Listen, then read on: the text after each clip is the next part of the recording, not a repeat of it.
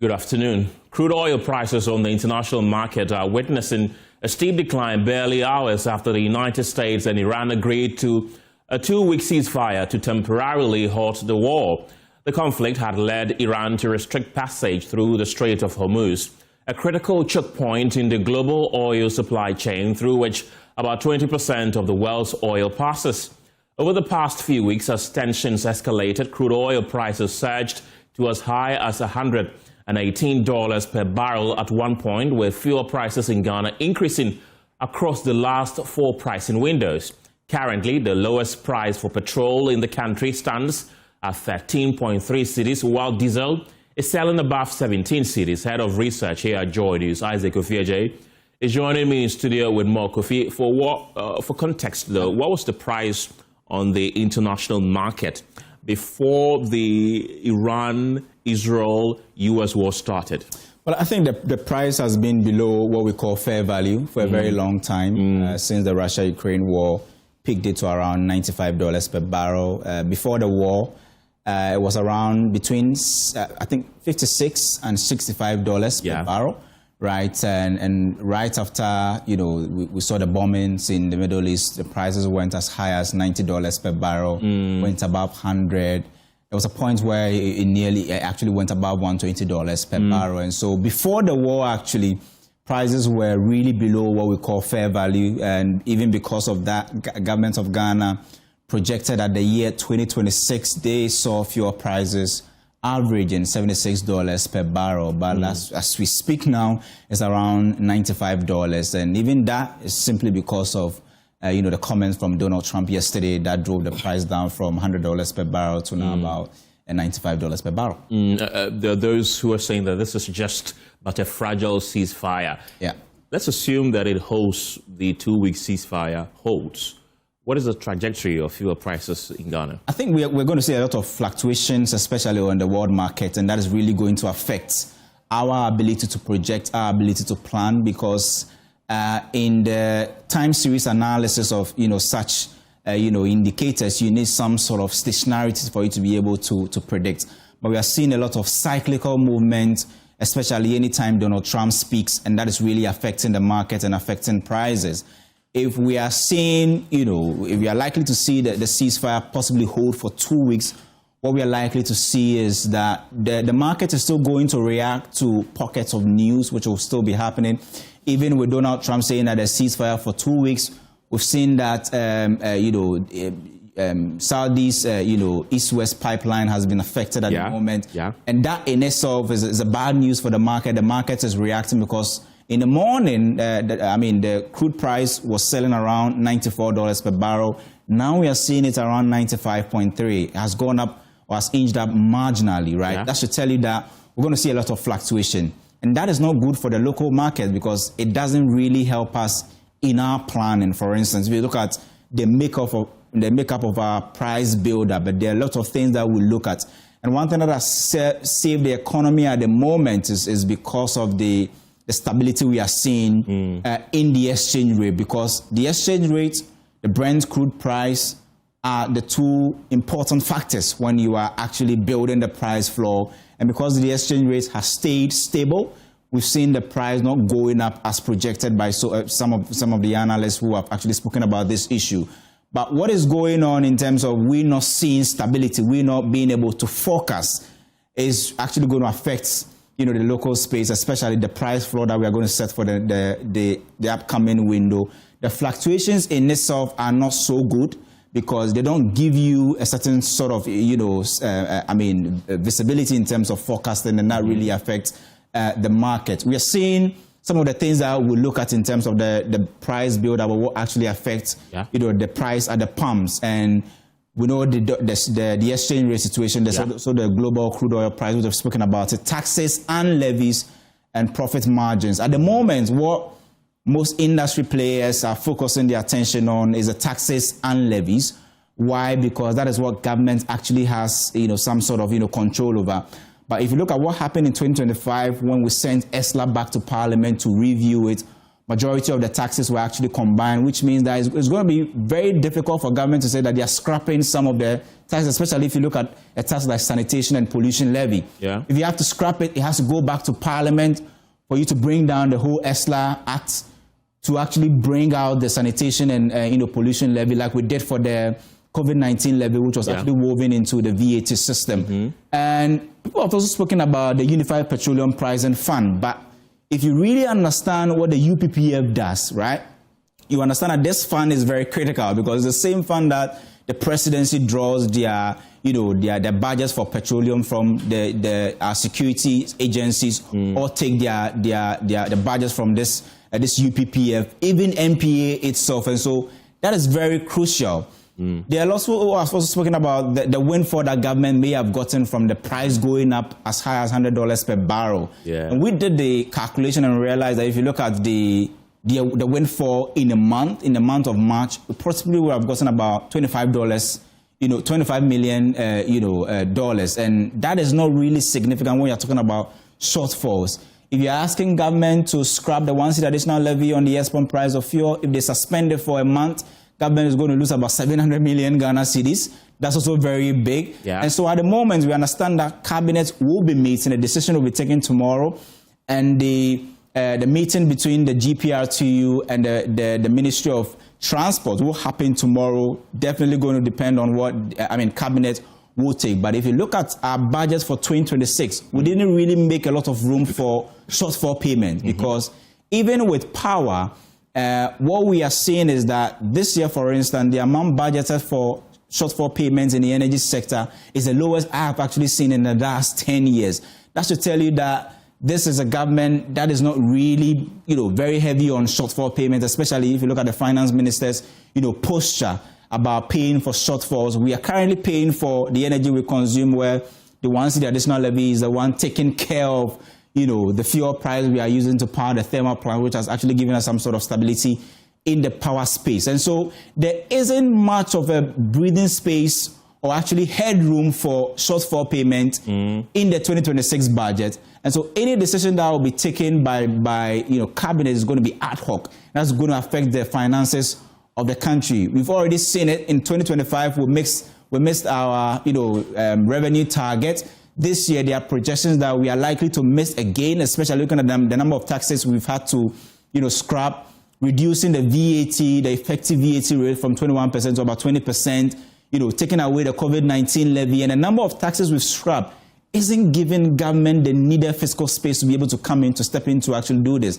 Now, there's also another question about the price stabilization and recovery levy, which we've actually collected over a period of time. People are asking questions about how much is actually left in that fund, and how much breathing space consumers or cushions that can actually give consumers. But at the moment, we simply do not know the decision that cabinet will take. But it looks like whatever the case, they would have to come out with a decision by tomorrow. We saw it when cabinet took a decision on cocoa farmers. We also saw what actually happened. We are only hoping that this time around it's not going to be something like that because GPRC is waiting. The stakeholders are waiting. We've already seen some of the transport companies who are not part of unions already going ahead to say that, well, we are not waiting for you. We are going ahead to increase, our prices. And so tomorrow is going to be a big day, especially, looking at the meeting between GPRTU and the Transport Ministry. The decision that will be taken is really going to affect, our transport sector and also inflation, because already you get some sort of forward guidance from the government statistician who said that, well, in the month of April, we are likely to see the impact of the war in the Middle East reflects in the inflation for April. And we've already seen IC Capital and Co. projecting that we are likely to see inflation go up marginally in the month of April. So a lot to actually look forward to in terms of the decision that cabinet will take in the coming hours. That's quite interesting because government was always looking forward to a hold-up of this war. At least we have a temporal hold-up, but it doesn't mean that we are out of the woods yet when it comes to fuel prices. Isaac Ofieje, thank you very much. He's the head of research here at JoyNews. Meanwhile, the Chamber of Oil Marketing Companies, COMAC, says the impact of the ceasefire and falling international prices will not be immediate. Dr. Riverson Opon is CEO and industry coordinator for COMAC. Reason why we were very concerned about transportation prices going up, because there are two forms of determinants in increasing fuel prices in the country. There's the natural increase, and there's also the superlative one. The one that is geopolitical influence, like the war, which are normally temporal. So if indeed this war comes to an end, this ceasefire, with all the agreements being made, it means that in the next couple of windows in the southern up here in the country, we're surely going to see fuel price coming down. Are you going to see that transport fares also go down at that same time? Well, yeah, I think it's still premature for anybody to put any number to the game. What I can say is that, yes, this is what we've all been praying for the ceasefire. Of course, especially for countries who don't even have access to fuel at all, right, in the eastern corridors of the continent. And then also to us who have been affected by fuel prices for the past 1 month. Once this ceasefire is going to take effect, we'll surely see flat prices coming down. Already seen Brent plummeting down so second by second, and this is what we want to know. This is what we want to see. But as far as the country is concerned, we know that we work with weekly averages. All right, the window average to price, and that's why I'm saying that it's going to be very premature for anybody to put numbers right away. Looking at the fact that our selling window is still ongoing till the 15th of this month, and our selling window has already begun. You understand? So the effect will be gradual, even if things start coming down from today to our next window will come in.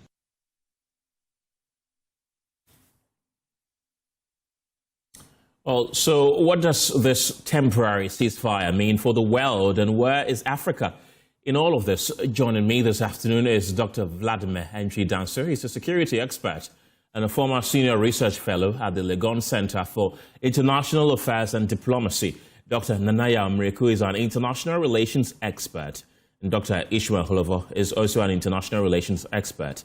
Gentlemen, thank you very much for your time this afternoon. I want to begin with you, Dr. Nanaya Mreku. This war is reshaping geopolitics, as we all have come to realize. Some say Africa is not taking advantage of this moment to reposition ourselves on the global stage. What could Africa possibly do in this situation that we find ourselves right now?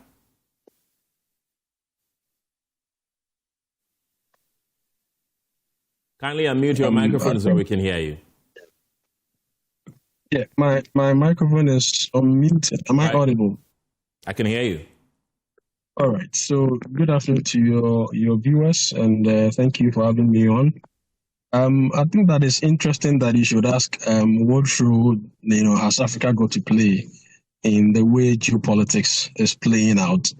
I think I'm of the opinion that by and large, Trump is making us understand that the new global order has to be transactional. And so, like I keep saying, you need to have something to the table to be given a chair. And so people are asking what role, for instance, has the African Union got to play in this, for instance, Iran-Israel war. And I have a little reservation, because we need to really critically assess what is happening. For instance, somebody would have thought that Africa should have been a neutral arbiter.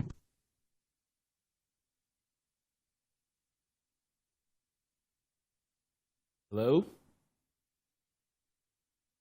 We appear to have lost connection with him, but let me bring in Dr. Vladimir Danso at this point. Welcome to the program. Were you surprised at the 2-week ceasefire that was jointly announced by the U.S. and Iran yesterday? I was the least surprised, because the point is we all knew the erratic nature of Trump, and I knew that the things that he was promising were just unthinkable in the world, in the 21st century world. And I knew that at any point in time, when he's in the tight corner, he has a way of jumping from one end to the other. And I knew that just before the close of day, he was going to find a way. I will not be surprised to hear that he even must have speeded the process by asking Pakistan to come in at that hour. Because it's unthinkable to just bludgeon the whole of Iran into oblivion, as he was promising. And all of a sudden, look at his antics. He's saying that, oh, well, we have all agreed 2-week respite and that we are going to make big money. As Nana said, it's always transactional. But to be transactional, you need also to be a fair player. Unfortunately, this is what we don't have in the world today. Take it or leave it kind of situation. So I wasn't surprised at all. I knew something like this would happen. But it is not hooray yet. Why? Because ceasefire is not an end to war. Wars end either by capitulation or by proper agreement. Right. An armistice is not an agreement. That's why there is still tension between North and South Korea. So this kind, and Israel has often not obeyed any kind of such a little stoppages. Yes. So I believe that we need a more comprehensive agreement to ensure the security of the region, to ensure the security of Iran, and ensure the security of Israel. But to try and make someone go begging, they will fight back tomorrow. History has it. So I believe in a more comprehensive approach to the issue in the Middle East. Right, Dr. Inchudan, so I'll come back to you. Let me go to Dr. Ishmael Lovo. Welcome to the program to you too. President Donald Trump has turned out to be one of the most unpredictable presidents in U.S. history. Are you confident that he will heed to his words and follow through with this 2-week ceasefire that he has announced? Thank you very much. I think that given where he has driven the war to, given the stakes that the war has come to, that is in terms of the global economy, in terms of U.S. own interests, I'm confident to an extent that he will stick to the ceasefire. That is also dependent on the other parties also agreeing to this, also playing their role. The difficulties here is that the Iranian regime, the political class seems sometimes to be singing from a different tune from the generals who are actually masterminding the war. So it may take some time for the ceasefire to totally hold. You may still see some shots here and there. And also because Israel seems to be pursuing a slightly different kind of interest from the U.S., although they seem to come to a certain understanding of what they want in Iran. But Israel will be a more difficult situation to deal with in terms of having the ceasefire to hold. Because if you realize, other players within this conflict have agreed that the ceasefire applies to Israel's operation in Lebanon, that is the offensive against Hezbollah. Israel seems to interpret the same ceasefire to mean that it is only Iran itself that the ceasefire applies to.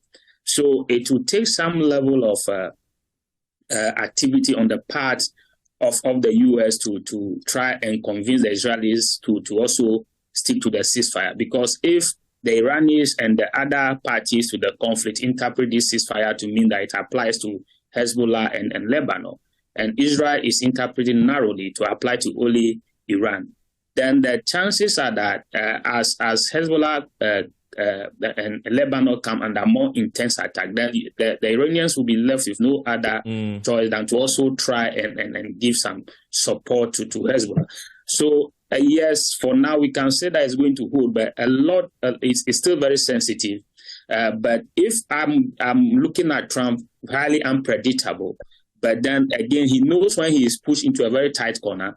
He knows that he has midterm elections coming in this November, and his own supporters are not necessarily in tune with this war. So this ceasefire gives him some little respite. So I think that for him, he wanted to hold. But then the other players with this conflict that we should be looking at, particularly Israel's operation in Lebanon. That's quite interesting. And that is a question I want to throw back to Dr. Vladimir Entry Danso, who is also on the line with us. Dr. Entry Danso, if you look at the ceasefire plans that was brokered by Pakistan, included in it was that there should be a ceasefire in Lebanon as well. But as we speak, Lebanon is still being bombed by Israel. And Iran says that they are going to open the Straits of Hormuz, which we understand has been opened. Do you see the ceasefire to be very fragile? Because one of the demands of Iran was that bombings in Lebanon and Iraq should be halted. But as we speak right now, the bombings are still going on. Do you think that this makes the ceasefire a bit dicey and fragile? Very, very dicey, extremely fragile, in the sense that I know Israel would not obey the tenets of the ceasefire and will rope in the Americans when things are going bad. Unfortunately, brokers in the Middle Eastern question have forgotten that the regional question is a question between Israel and its neighbors. Israel wants to assure itself of its security without a corresponding security to their neighbors. And Lebanon, the history of Lebanon is intrinsically linked with Iran, intrinsically linked with Saudi Arabia.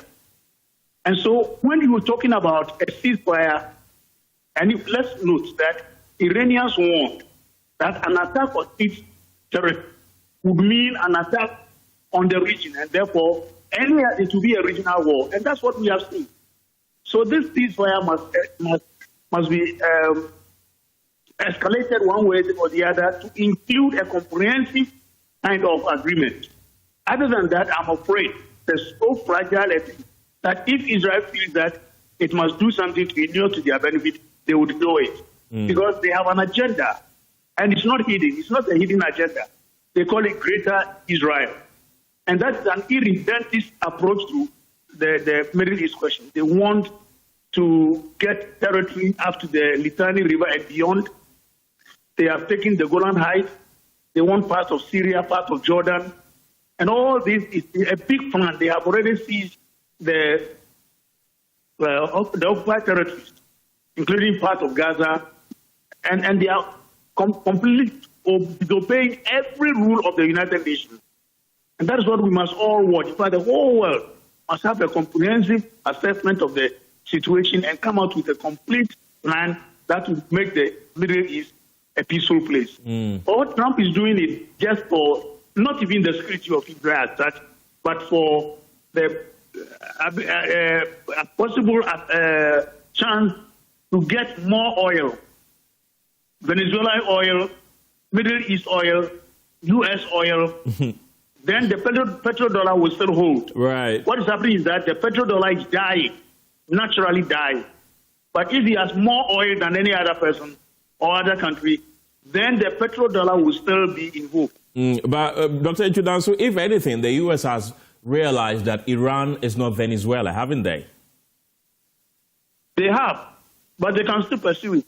If they were really able to bomb Iran to oblivion, then virtually they will appoint, like they did to Iraq, they will appoint a governor of Iran. And Trump said it himself, that they will take Iranian oil. So you see that oil is the guiding principle. Let me come to Dr. Nanaya Mreku, who we lost briefly there. Thank you for reconnecting with us once again. We were speaking about what lessons Africa can draw from this war, which has resulted in a very fragile ceasefire. Right. Before I jump onto that, let me just quickly add to what my other colleagues have said.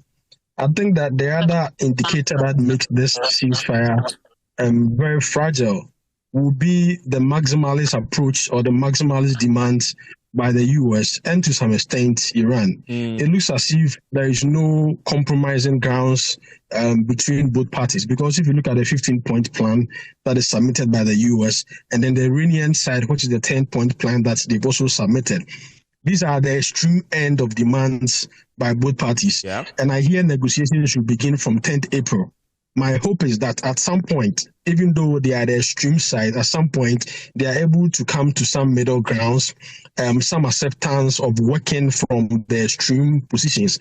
Other than that, if we go back to the first and second negotiation on the 13th of June and the 28th of February, where both parties thought there was no ends way, and so the US then begins, a strike action against Iran. So I'm hoping that at some point the maximalist demand or the extreme position from both sides will have some compromising on middle grounds for them to have some feasible cease point to agree on. Because as it stands now, this is not a workable point that is submitted by both parties. But that having been said, I think the most important factor for us to be looking at is Israel. Because for Israel, as long as the Iranian regime is still intact, as long as they've not been able to destroy the uranium enrichment capacity of Iran, Benjamin Netanyahu is not so satisfied. And so even if US and Iran decides to hold the ceasefire, like one of my Dr. Holovo said, I think that Israel is one factor that we need to be looking out for. Now, that said, if we are looking at the way international relations and international policies is turning out, I began by saying that Trump is making everything look as though international politics must be transactional. And so when you have nothing to bring to the table, you won't be given a chair. So that leaves me to talk about the role that African Union or African agency, can be brought to bear in the way international politics is being structured. Look, I can give you a number of signature presidential developments that have taken place since Bush's time. And you've seen how for Trump, the only thing he has done will be what you call building better under the utilization of US's resources. Purely transactional. When some people were talking about Millennium Challenge goals, talking about PEPFAR, talking about AGOA, he is truly interested in how US's resources can be invested to the dividends of US and not any humanitarian approach. And so for Trump, everything must be transactional in his opinion. And so look at what he has done. He has destroyed the multilateral trade arrangement with Africa. And now he's engaging Africans individually because he knows that is where it is at their weakest. Even look at the whole WHO regime that he has dismantled. And now he's come back to negotiating with respective African countries for them to share their data with him. Dr. Nanaya Miracle. We appear to have lost him. With US so that he give them, and it's about agency. It's about the role that Africans can play diplomatically or economically. And there's a reason why Pakistan, for instance, will have a hefty role to play in this particular development, right? Why was Pakistan able to pull that leverage of brokering, regardless of how fragile it is? At least for the time being, there is some suggestion of hostility because there is something that Pakistan brings to the table. Pakistan is considered as a neutral arbiter. It has agency in that region. Pakistan is a trustworthy agent to broker a deal than most of these GCC countries. Pakistan hasn't gotten a U.S. military base in the country. So there's a number of agencies that Pakistan, for instance, brings.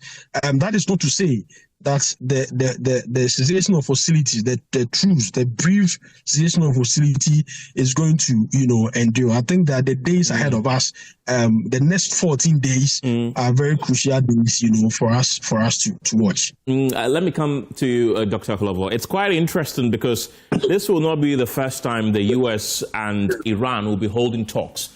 In fact, before Iran was bombed on the 28th of February, they were due to have scheduled talks with the U.S., and they were bombed ahead of time. Going into these negotiations that the U.S. has announced that they will be having with Iran, do you think Iran will trust the U.S. to follow through with the promises that will be made? Because they've not seen it once, they've not seen it twice, they've seen it several times in the past 10 months. they've been bombed jointly by the U.S. and Israel on many occasions while they were still negotiating. So do you think Iran will be in a position to trust the U.S. when it comes to the negotiations this time? Yeah, thank you. I think that at this point, it will be difficult for Iran to trust the U.S., but then Iran has no other choice than to put faith in negotiations as it is now, because it is not in their interest to continue to be at war, even though their determination can lead them to fight a very prolonged war with the U.S. So the mediator, the Pakistan becomes a very important player within this conflict situation, because then if you cannot trust the adversary, then you have to be able to trust the person who is leading the negotiations. So yes, Iran has so many reasons not to trust, because for several times they have tried to negotiate and the negotiations did not go their way. Also because of what my colleague has said earlier, that both parties to this conflict seems to take the maximalist approach, where you want to exert whatever you can exert from your adversaries. At this point, they must realize that approach will not lead them anywhere. It will bounce back to the war. So everybody have to be prepared to somehow bring in some concessions so that you can get a deal done. I think that at this point, Iran is in quite a relatively stronger position, because until the war, nobody knows what the reaction of Iran will be. And Iran have demonstrated that if he's pushed to the war, he will go down with everybody, including the global economy. And that puts it in quite a very strong position. And I think that gives Israel and the USA some taste of what the Iranians can do. Therefore, when they go to the next negotiation, maybe they will be more circumspect in dealing with the Iranians. So, yes, in terms of trust, you don't need to trust to go into the negotiation, but at least you could trust the person who is the person who is mediating between the two of you. And so far, I think the Iranians can have some level of trust for the Pakistanis. I don't know the level of trust the U.S. will have for them, but for Iran, I think Pakistan appears as a bigger brother. Remember, Pakistan is also a nuclear power within that region. So in terms of strength, if it's come to destruction, they can also do some level of damage. So, and of course, concerning the other Arab neighbors, Pakistan have a lot of defense cooperation agreement with them. And so that gives a little bit of leverage to try and negotiate with the Iranians. So it's not about, at this point, we must not so much worry about either they trust each other. It's about trying to get them to agree to something. The maximalist approach must give way to understanding that in every conflict situation, there must always be concessions at the table. So if the U.S. proceed again on that tangent that Iran must give every concession, I'm afraid we'll come back to where we are taking the breather from. We'll come back to the situation of war. If Iran also assume that, because they have assumed a relative position of strength, of course, at the start of everybody knows that with the weaponry the U.S. have gotten, all that the Iranian regime need is to survive. And of course, they have survived by having been able to operate their multi-layered leadership style. They have survived all that the U.S. can throw at them, and to force the U.S. to even go for civilian infrastructure, which is illegal under international law, should tell you the level of resistance, the level of resilience that the regime has demonstrated. So I think that Pakistan's role is the most crucial one in trying to get them to agree to something. Dr. Nchudan, so prior to this war, Iran had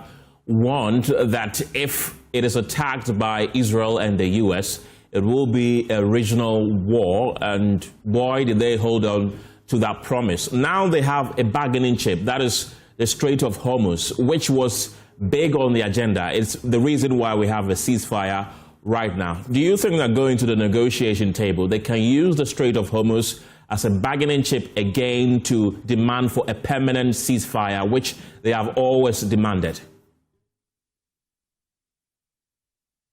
Is that my two colleagues are afraid about the maximalist approach taken by the U.S. and the Iranians. In war and negotiations, normally, this is what you do. You go in with your maximalist approach, and then you whittle it down to what we call the BATNA, your best alternative for settlement. Right. And so normally, I'm not particularly worried about that maximalist approach because Iran was going to reject it anyway, and the U.S. was going to reject it, and it forms the basis for negotiation at all. But if you come with your final approach and it's rejected, you feel cheated and you go back to war. So let's not worry about these approaches. Actually, the negotiators will water everything down. Let me give you an example. Soros, or what do you call him, Soros of Ivory Coast, during their civil war, Ghana brokered a ceasefire and then negotiations started. This gentleman came with 27 points and said they were non-negotiable. I can promise you that he left here satisfying himself with only 9 points. Only 9 points that were acceptable at the negotiating table. So these things are not unexpected. Now with the Strait of Hormuz, ab initio, the Iranians wanted Iran to be the custodian of the strait as it passes through their waters. The UN didn't allow that, and there was a negotiated settlement on that. That is an international waterway, knowing very well that close to about 30% of oil moves through the strait. And it accepted, Iran accepted it that way. But if today it is going to be used against Iran, then they would need some assurances that it may not happen again. And the assurances can come only if I own it one way or the other. And then you negotiate with me how to use it. So I know that they are going to use all tools in negotiation. You use all tools in the tools box, whichever is applicable. So let's see how it happens. But now that they know that it is a very, very, very dangerous weapon, which has worked to their favor, they will still, use it very seriously. In 30 seconds, I want to pick your brief thoughts on this. Some say Iran has emerged victorious because their leadership is still intact. They have a higher leverage. Is that something you agree with, Dr. Hlobo?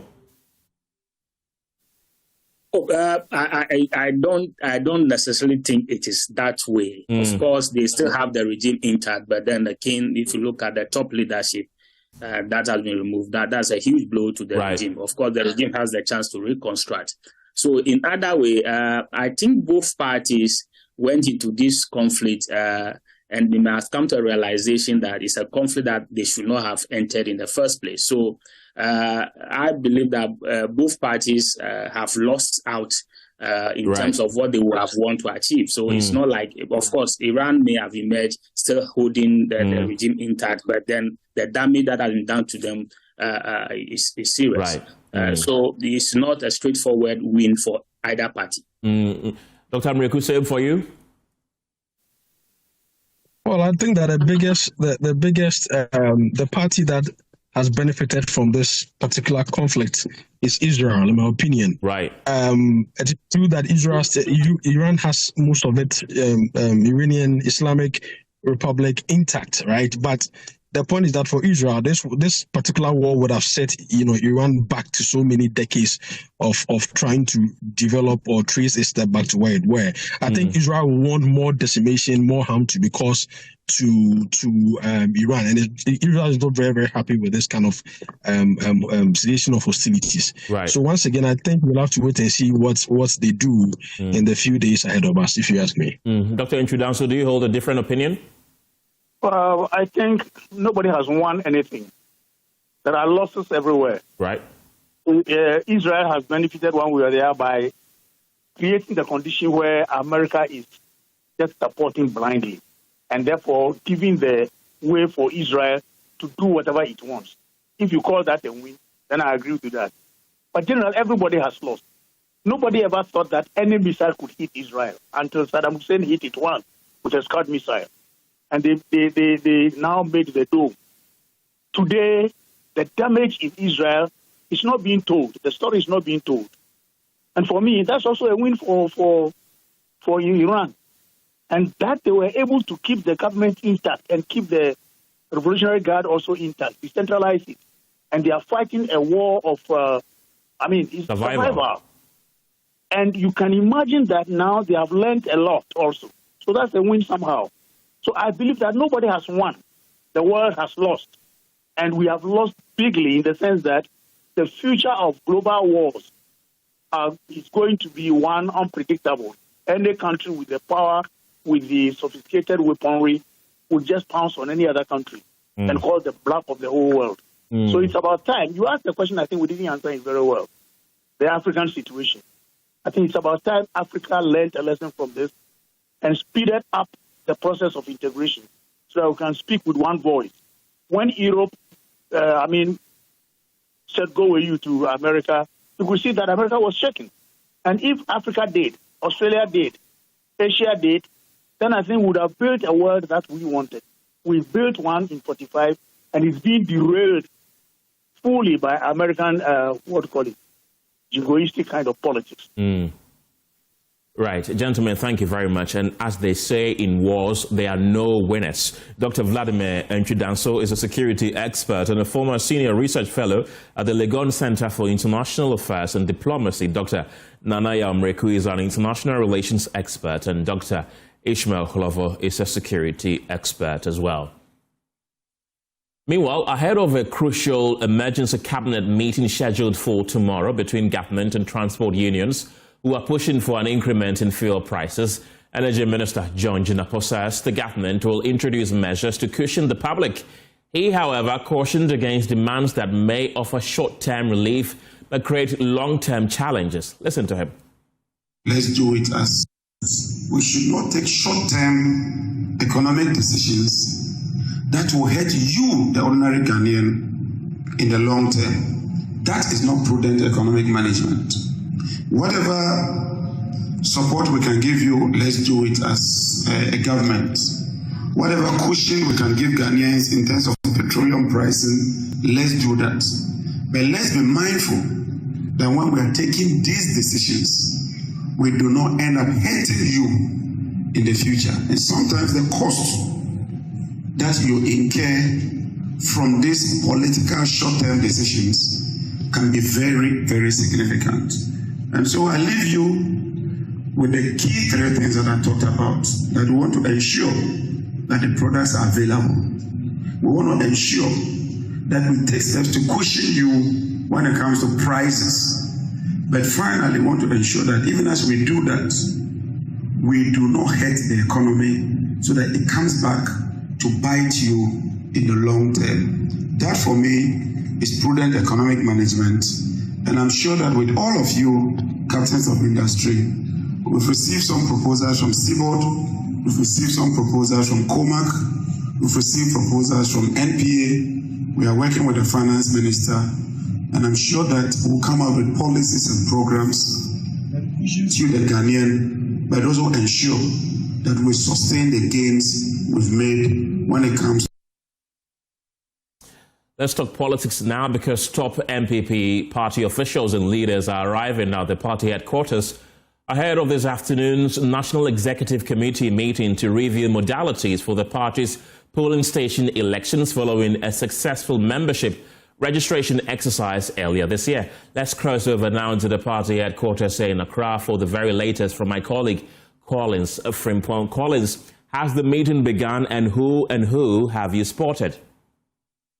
So a few minutes ago, the meeting started at the NPP headquarters here in Accra. And since I got here, I've seen former vice presidential candidate for the NPP, that's Dr. Matthew Prempe, coming in. I've also seen Member of Parliament, also Reverend Intim Kojo, also coming in. And the man himself, the NPP presidential candidate for 2028 and former vice president for the Republic of Ghana, Dr. Mahama also arriving, and some of the executives include Henry Nanaboase, known as Nanabi, also part of the meeting, as well as Chairman Wunchine, that's Chairman Nchubuosia for Ashanti Regional Chairman for the NPP.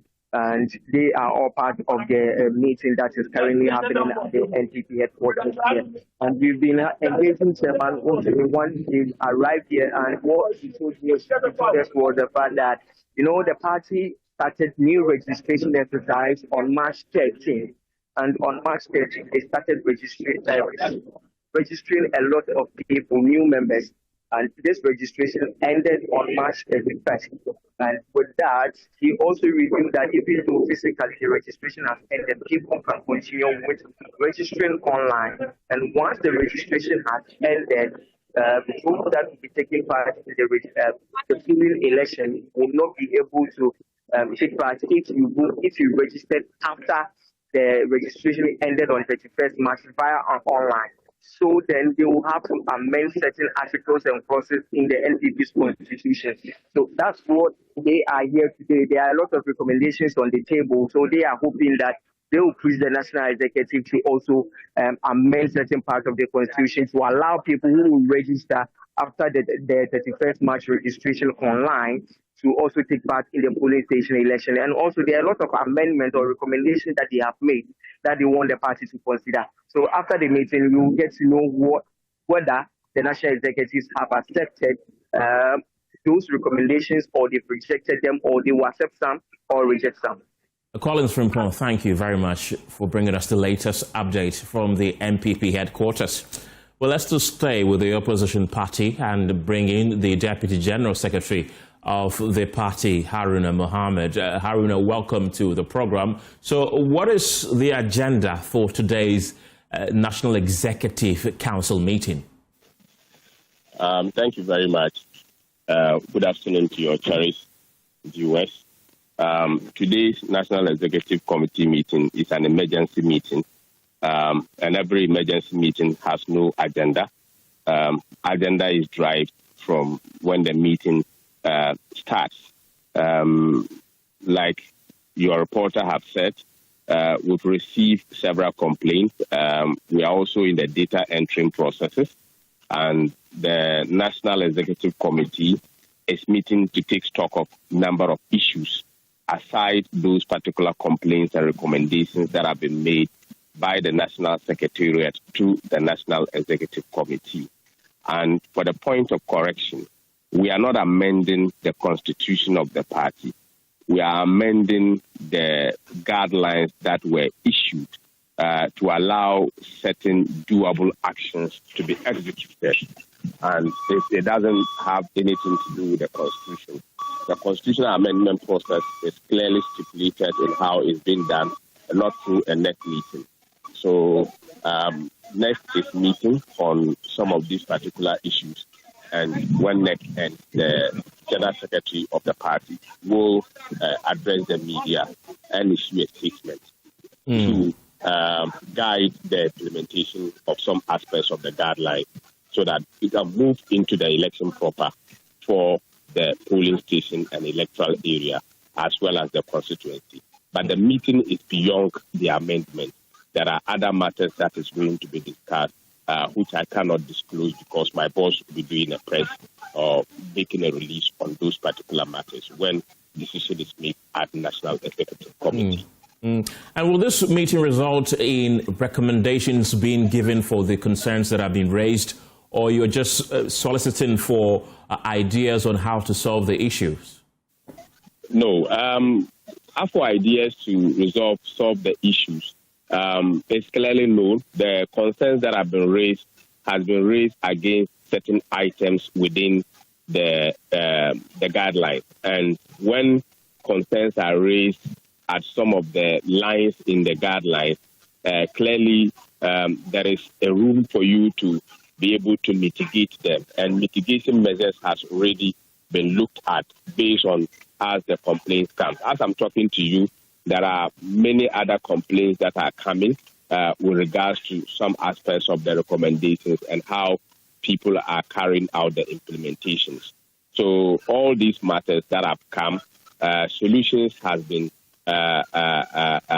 gotten for them, and we cannot take them as solutions, but until the NEC affirms those particular recommendations to be able to cure those particular complaints, we cannot call them solutions until NEC affirms that. Haruna Mohammed, thank you very much. He's the Deputy General Secretary of the opposition NPP. You're still watching the polls here on JoyNews. We'll return from the break with more stories. Don't go anywhere. Welcome back. Government is firing back, dragging the minority stance on the anti-LGBTQ bill as pure political posturing. Spokesperson Felix Kwakye is accusing the MPP of hypocrisy, insisting they failed to act on the same bill while in power. His response follows the minority's claims of attempts to sneak LGBTQ provisions into Ghana's constitution through the ongoing review process. Speaking on the pause yesterday, he argued that the MPP under former President Nana Akufo-Addo failed to assent to the bill after Parliament passed it. He maintains President John Mahama will sign it into law if presented, dismissing the minority's concerns as politically motivated. I'm a member of Parliament, so I know that the executive cannot tell Parliament what timelines to use. It doesn't happen. Our constitution bars that from happening. Okay. So one of the things at committee level, Parliament will work on it. There are many bills that are pending in Parliament that I speak to you. Nobody can accuse Parliament of deliberately wasting time because they have to go through the process. But I'm saying that all of this would have been avoided if Haruna and his party were committed to getting that bill passed. And if President Akufo-Addo had signed that bill, if they had not instigated elements to go and purport to file a case to frustrate the process, and the speed with which they caused that bill to be brought back to Parliament, and even added threatening language, telling Parliament never to bring that bill again, is that the posture of a party and government that was willing to sign this bill? They were not. But we in the LDC are committed to doing so. President Mahama has said it time and again. If it lands on his desk today, he will sign it today. That is where we are. Right. Well, there are several accusations, as I mentioned earlier. One of them is from the minority saying that President John Mahama recently did mention that LGBTQ activities are not major issues on the table. They are more bread and butter issues that are supposed to be dealt with. They say that is hypocrisy on the part of the NDC, which campaigned against the MPP of failing to sign this. And now you're in government saying that this is not a major issue on the table. Another waste of time. You know, the MPP, they specialize in wasting the time of everybody. Carlos, when you woke up this morning, is the first thing that mattered to you LGBT? Was it not about how you are going to live your life today, how you are going to find food to eat, how you come to work, how to earn a salary, and how to make sure that ends meet?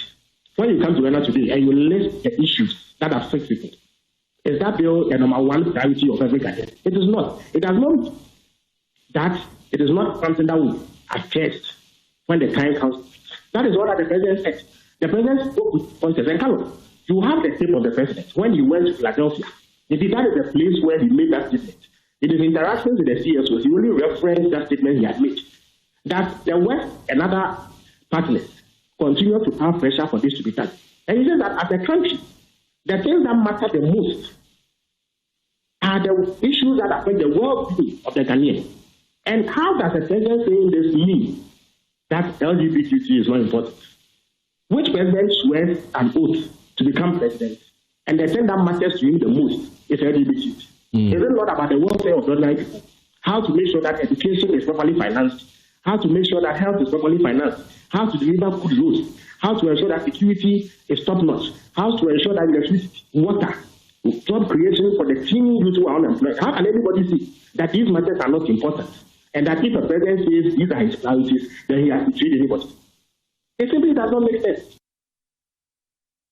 That is government spokesperson Felix Kwakye there during my interaction with him yesterday. But the MPP is pushing back, insisting former President Akufo-Addo did not deliberately block the bill. Joining me in the studio is Clinton Baffour. He's a member of the MPP communications team. Clinton, welcome to the program. You've been accused of hypocrisy, the MPP, because in one breath, when you were in power, you failed to sign the bill, and now you are calling on the president to sign a bill which has not even got into his table yet. Those are the accusations from government spokesperson. Why? All right, thank you very much. I think the conversation around LGBT is not new to this space. We've known where it started from and how far it advanced. Run up to the election 2024, we noticed the heightened uproar of agitation from the NDC towards the president, then President Nana Akufo-Addo, over delays in signing the bill, knowing that there were certain human rights reservations that people had raised, for which reason we needed Supreme Court standings and interpretation on it. It delayed, and then finally was the ruling came. However, the bone of contention here shouldn't still be that we didn't sign it, for which reason we don't have right to question it. The problem here is that the NDC, during that time in opposition, weaponized this conversation of LGBT to campaign. In fact, it was so intense to the extent that there was a by-election at Assaints North, and I'm sure your reps covered some of the sessions over there. And the messaging they used to project their candidate was that they needed that particular person to prevent the MPP from passing the bill, rather to legitimize LGBT. They did all of this, maneuvered their way through to gather the clergy. They spoke with the religious leaders, they spoke with imams, spoke with pastors, spoke with chiefs, and promised them that there's been deliberate reluctance of the NDC in signing the bill, for which reason they should vote them to power so that when they come, they would expedite the process and even sign it. To an extent, the president even promised that he believes that it should rather be a government-sponsored bill. So when he gets the nod, or he would make sure that through his attorney general, he facilitates it as a government-sponsored bill. And so now the question here is, Ghanaians, let's assume without admitting that Ghanaians, out of anger towards the MPP, people who believed that perhaps the MPP wouldn't approve or sign or pass the bill, and so they need the NDC to come on board and do it. They believed in that lie that was cooked and spearheaded by Honorable Sam George and some few other people within the NDC. People based on that, and then they voted you to power. What was the lie? Well, the lie was that the NPP is deliberately not signing the bill, and that was not the case. In fact, the lead sponsor of the bill, which is Honorable Reverend Itim Forjo, was an MPP member. He stood on his grounds, did his first press conference in 2017 August, and projected his voice in ensuring that the NPP's position on it is always against any activity. In fact, all of us, in Ghana, our tradition, our tenets, our beliefs, and our values frowns against same-sex, majority of us. And there's been a research from CDD that has proven that 93% of Ghanaians do not even support. And so from where we are coming from as a conservative party, we don't even believe in it. But we needed time to build the issue up. We needed time to come up with the issue such that when you pass the bill, everybody would get to understand the need for it, and you would not infringe on human rights of people. For which reason we understood that it needed that clarity. So you want President Mahama to sign the bill? It's not that we want President Mahama to sign the bill. I mean, what do you Ghanaians are asking that what is the clear position of Mahama on the issue? At one breath, Mahama announces that he is an individual whom in his government would not tolerate anything that has to do with LGBT, for which reason he would facilitate it and ensure that the bill is signed.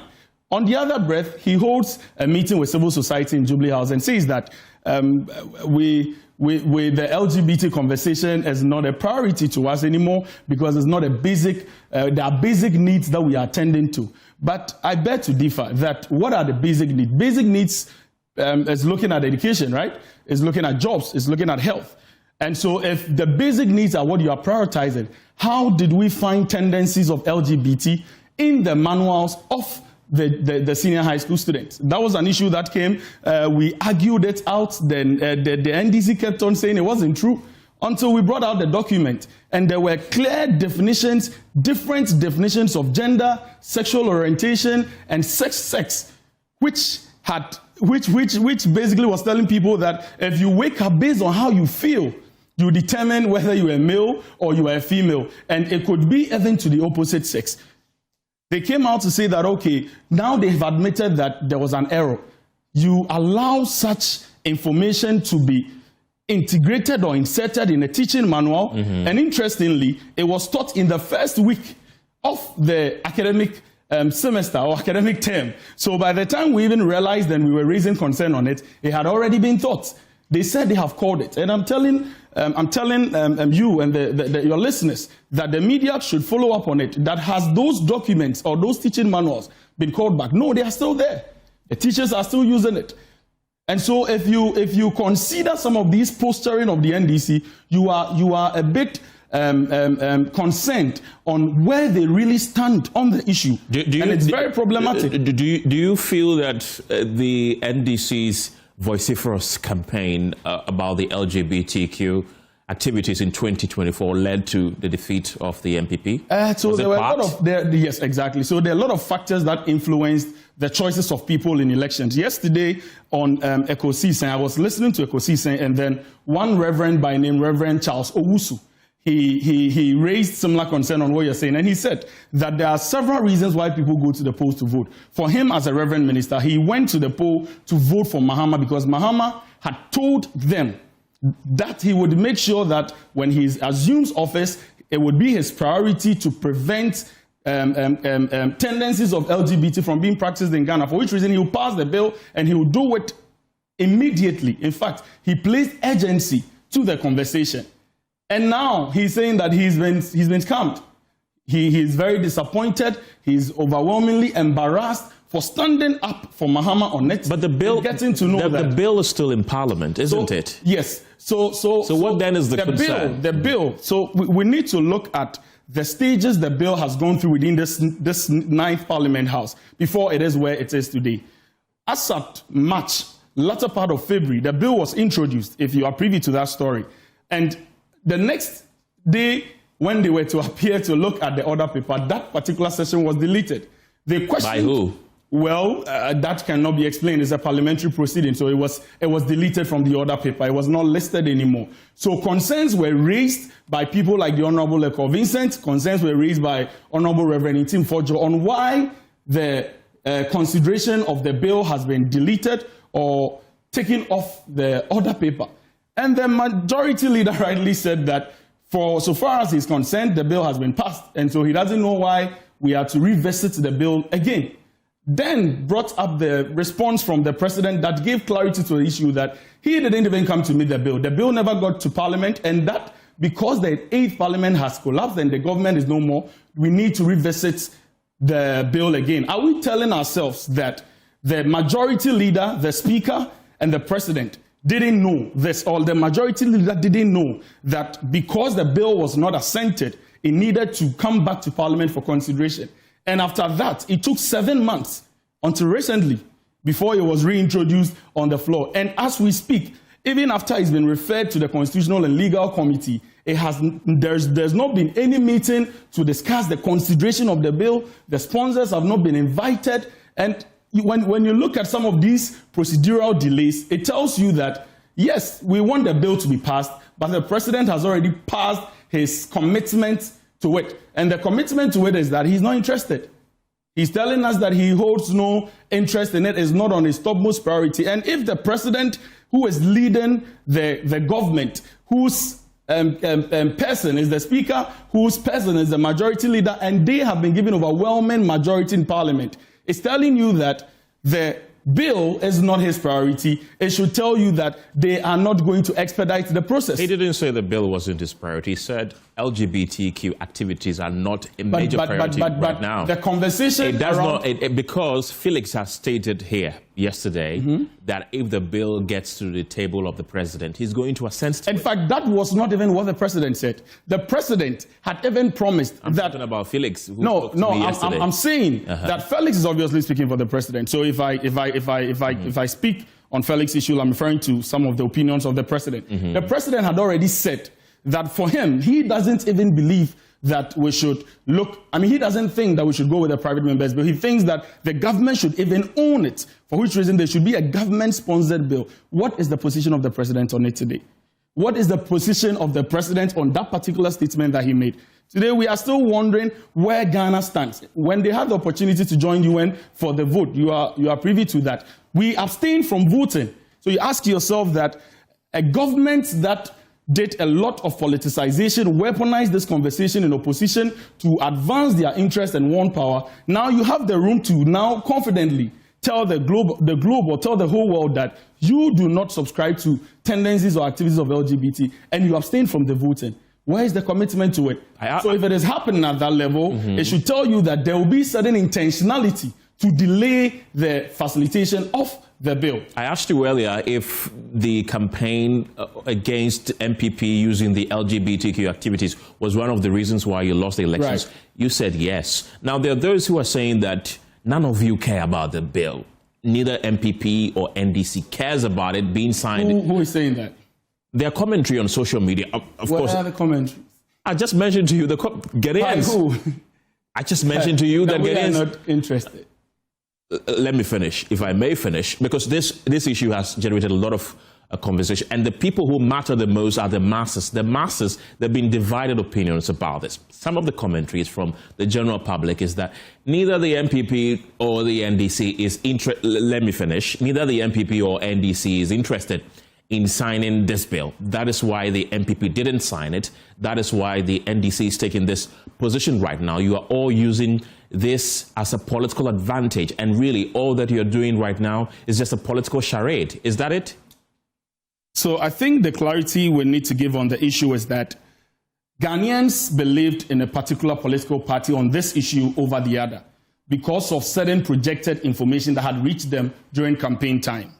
Based on that, it influenced voting for people to say, okay, then we want to go in for John Dramani Mahama as against Dr. Mahamudu Bawumia. Even at a point, what happened was that the NDC were saying that by virtue of the religion of John Dramani Mahama as a Christian, he would be able to push the bill than Dr. Mahamudu Bawumia. But as we speak, even Senegal, with a Muslim president, has assented to a bill that gives a 10-year jail term to anybody who exposes himself or indulges in LGBT and its activities within there. But we are in a country where we have a Christian as a president, someone whom all the clergy believed that such a character could with immediate effect assent to the bill, because the bill as we speak, nothing has changed about it. We shouldn't have to waste a lot of time looking at a bill that we've gone through it already. So I've established, let's assume without admitting that the MPP failed to sign it.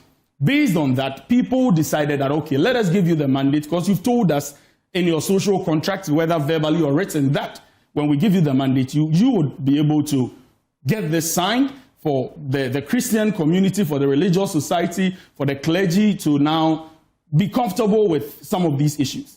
Now we've given you power, and it's a conversation of MPP again. What do you want the president and the government to do right now concerning this issue? So the position of the New Patriotic Party is that the president should reset his conversation and his position on the issue, because as we speak, we are not certain on where the president stands. At one breath, LGBT is a matter of interest to him.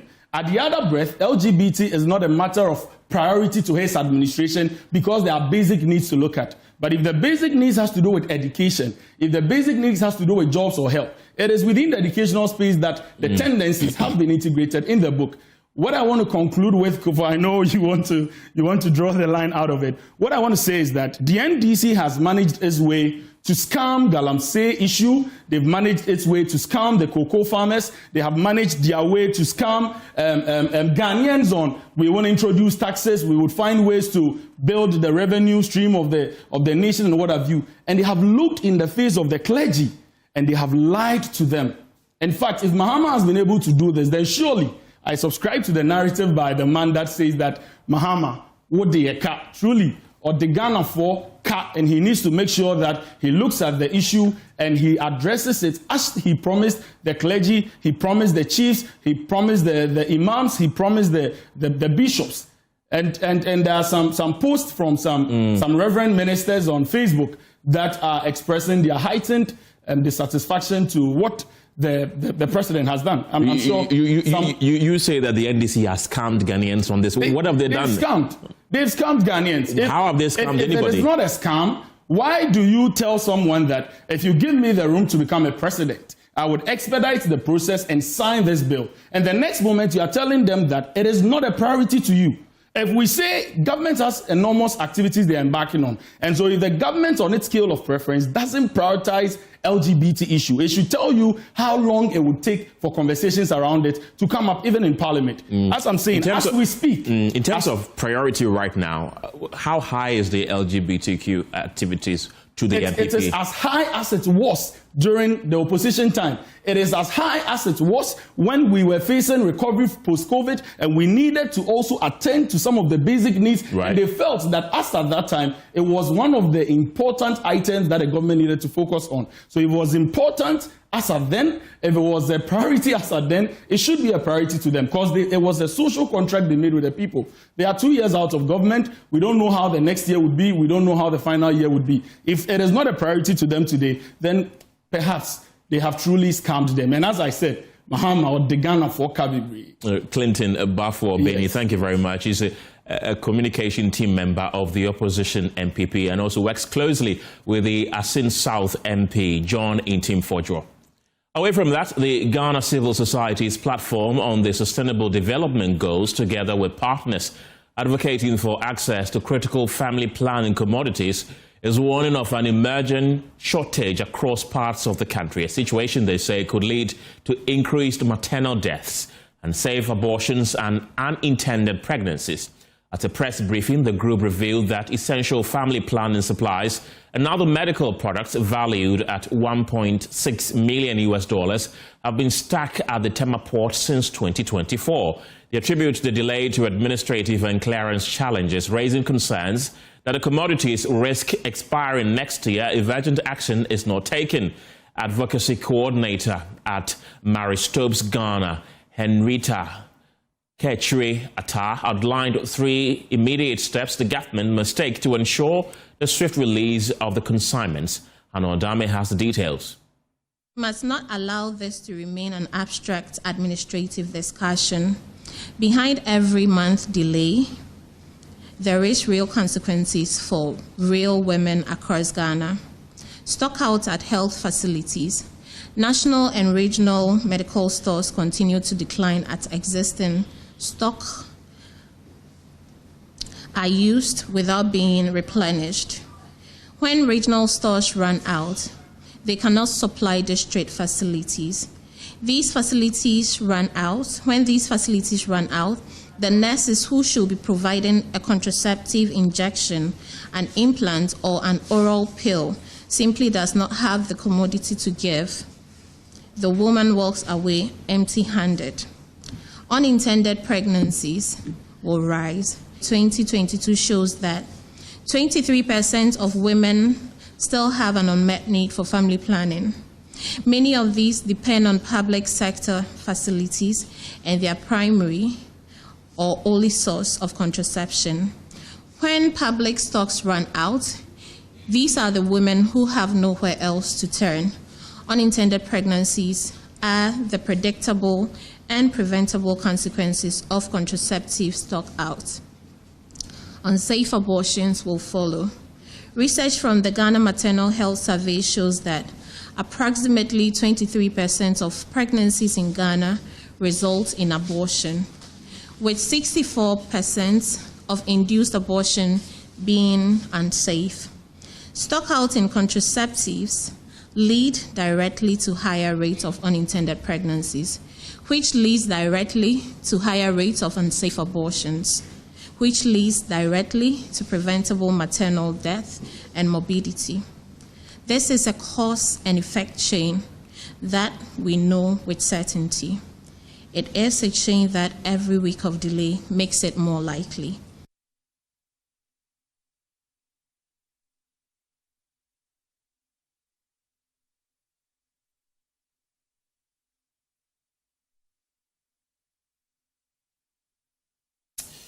Let's get more on this conversation, and joining me this afternoon is Henrietta Ketchri-Atta. She's the Advocacy and Youth Coordinator at the MSI Reproductive Choices Ghana. Henrietta, welcome to the program. What is the difficulty in clearing the containers? Thank you. So currently, the difficulty has been with the extreme charges that has been incurred on the containers. There is almost around 200,000 USD that has been incurred because the commodities has been at the port for almost 2 years. So it has incurred costs like electricity, the space that it is currently being stored in, and other charges. So the government is asking the donor to come and pay for those costs before the commodities can be released. So what are the CSOs demanding at the moment? Because the goods have been stuck at the port since 2024, we understand. Yes. So CSOs are demanding the Ministry of Finance, the Ministry of Health, and the Customs Division to clear the commodities at the port without delays. And also the Ministry of Health to publicly acknowledge the duration and the delays and issue a formal statement confirming the steps to be taken. And do they have a deadline to see these consignments cleared, and what are the consequences if it doesn't happen? The consequences increases every single day because women and girls keep getting pregnant. They keep making choices that leads to either unsafe abortion or unintended pregnancy. STIs keep going higher because condoms are not in abundance for people or for sexually active women and girls who will need it. So the consequences are more, and this also affects our economy because when a girl drops out of school, it will affect her future. She might not be able to contribute so well to the economy someday. If a woman get pregnant without planning for that, it increases the burden on her. So there is a lot that the government needs to pay attention to if we are thinking of economic development and not just for the woman and girls' health. For about 2 years now, these goods have been at the ports. What impact is it having there? Are the goods nearing expiry dates? Yes, I mean, there is possibility of some of the goods nearing expiry because some have a lifespan of 5 years, some have a lifespan of 3 years, some even 2. So the more we keep it at the ports, the more it nears expiry. Right. Henrietta, thank you very much for your time this afternoon. Now, let's look at the likely impact on the fight against HIV in particular and go back on Zoom right now and speak to the president of the Ghana Health Network, Ernest Amwabin Austin. Welcome to the program, Ernest. What impact is this likely to have on the fight against the spread of HIV? Okay, thank you very much. The name is Ernest Amwabin Austin. President, Ghana HIV and AIDS Network. Yes, so thank you very much for the opportunity. And I really want to add my voice to this advocacy to get these commodities out. Carlos, you remember that this is Kenneth, 2 years ago... Not Carlos. Sorry, Kenneth, sorry. So 2 years ago, you remember we had a similar situation where commodities that were donated by the Global Fund were stuck at the ports, and we had to go on, a very long campaign to get the government to release those commodities. I would have thought that would have learned some lessons from that experience and not let this happen again. It's so upsetting that we still have a situation where donated items are still lying waste at the port. It's unacceptable. Now, in terms of the impact, beyond family planning, condoms are also what we use for STI control. We use condoms to prevent sexually transmitted infections, chief among them being HIV. And so if these commodities continue to remain at the port, we're going to have a situation where a time will come when we'll not be able to have these condoms available. And when that happens, we're going to see a surge in HIV and AIDS cases. And there could be possible danger, even if they are eventually cleared at the port, looking at the number of years it has spent at the ports without being cleared, wouldn't there? Yes, exactly so. Sometimes you're not even too sure of the storage conditions. if the commodities are left under the vagaries of the weather, you can imagine. So some of them may come out, and even though the production dates, or in terms of the manufacturing dates, in terms of expiry, may not have reached, the commodities could still go bad because the conditions of storage at the ports probably was not the best. So it is very concerning that we have these commodities at the port when clearly there is need and there is use for these commodities. It's unacceptable. Why, as a country, we continue to do this to ourselves? International partners donate these items to us, and for whatever reason, we allow them to go waste at the ports. It's unacceptable. So I would like to add my voice to the call on the Minister of Health, the Minister of Finance, the Ghana Revenue Authority, and all other stakeholders to make sure that these commodities. Ernest, wouldn't it be an exercise in futility now? Is it not a bit too late? No, certainly not. Because we don't know the conditions in which the commodities are. It is possible they are still very much in good condition, in which case they will be useful. Because we need condoms almost every year around December. There's always a shortage of condoms in the system. And around that period, that is when there are lots of, fun activities and people engage in all manner of risky behaviors, including having unprotected sex, because they can't just even get access to condoms. So it is a very serious matter, and we need to get these commodities out. It doesn't speak well of us as a country. It does not speak well of us as a country at all. So we need to get these commodities out. At any point in time, how much condom do we need in the country to tackle these STDs? And with these goods at the port, stuck at the port for more than 2 years now, what is the shortage like?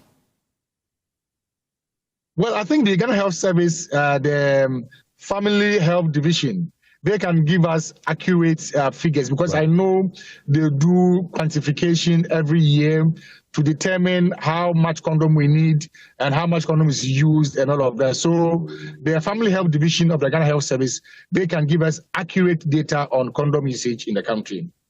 But as we speak right now, that means even though we don't have the data yet, it is taking away a substantial amount of condom, which could possibly have been in the system to save lives. Exactly so. Exactly so. So if you can speak directly to the authorities in charge at the Ghana Ports and Harbours Authority, the Ministry of Health, and other relevant stakeholders, what would you tell them? Well, first and foremost, I would say that we have been down this lane before, and it does not speak well of us as a country that we continue to have these same problems. I remember in 2024, the government said they were establishing a committee with representatives from different stakeholders, stakeholder institutions, including the ports and harbours, including the Ministry of Finance, the Ghana Revenue Authority, the Ministry of Health, the Ghana Health Service, Ghana AIDS Commission, civil society groups, to come together and fashion out a mechanism to ensure that we prevent this situation from recurring. So it is so appalling hearing that we still have these commodities at the port more than 2 years after that big advocacy that got the Global Fund containers out. So I would urge the authorities, the Minister of Health, Honorable Akando, wherever he is, if this news is getting to him, I'm urging him that he should do whatever he can do in his capacity as a Minister of Health to ensure that we get these commodities out. I'm also calling on the Ghana Health Service, Director General, Professor Kaba, to also put his voice in this matter.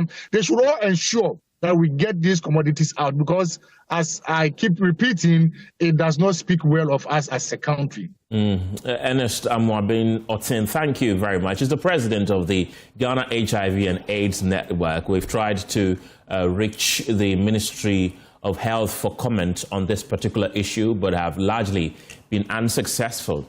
Let's bring you other stories this evening because the Insurance Brokers Association of Ghana is citing underhand dealings and individual profiteering as main reasons for political interference in the insurance sector. This comes at the back of ongoing controversy over the State Interest in Governance Authority, SIGA's directive instructing all state agencies to insure with the state insurance company SIC. Industry players and CSOs like Imani Africa have described the move as an attempt to monopolize the insurance sector and have since petitioned the president to reverse the directive. Speaking on PM Express last night, President of the Insurance Brokers Association of Ghana, Stephen Kwatin Yeboah, says the menace of political insurance has cut deep into the insurance brokerage system, citing individual profiteering as the main reason. And the letter is given to another broker to just go and pay the premium and take when the previous broker has actually worked and had almost closed the business, and what is left is for the state institution to pay. So if there's no motivation probably to have a kickback, which we know is happening, then, I mean, I see no reason why you want to cancel the contract of a broker. So the kickback problem is there too? The problem is the kickback. So when we see infiltration of politicians in the sector, there's only one thing. How do we get kickback? Other than that, sometimes you don't see why. What's the interest? Why is the push?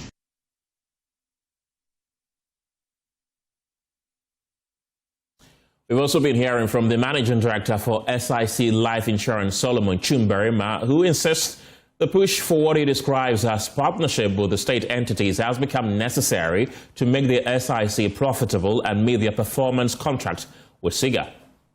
When the board of SIC Life and SIC FSL was being inaugurated, the Deputy Minister of Finance noted or directed that the state entities should do business with SIC Life Insurance. If I should give you the background. Yes, give us the background.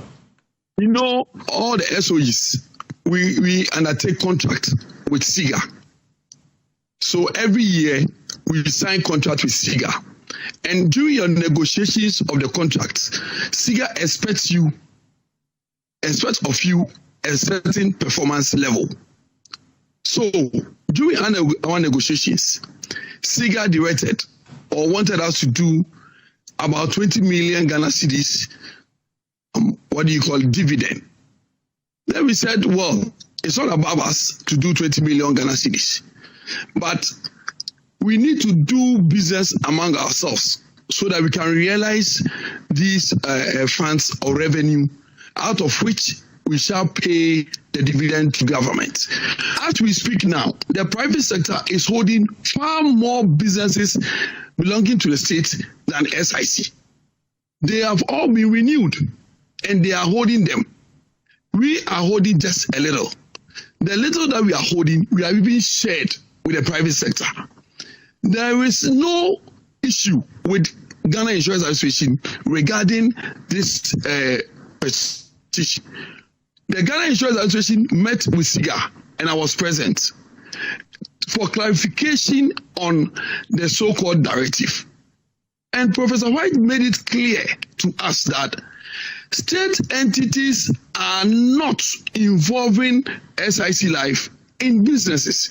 They do not even invite SIC for tender.